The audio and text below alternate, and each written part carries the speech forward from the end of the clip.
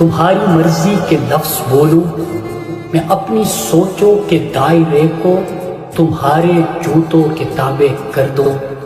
کہاں لکھا ہے وہ ایک افسر جو خود سلیم خدا بنا ہے، میں اس کو پوجوں اور سر جھکا دوں۔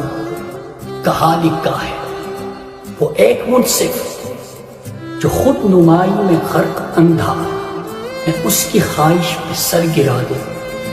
کہاں لکھا ہے وہ ایک غاصب جو بوٹ چاٹے اور ووٹ بیچے، میں اس کو اپنا امیر مانوں اور جان اٹھا دوں۔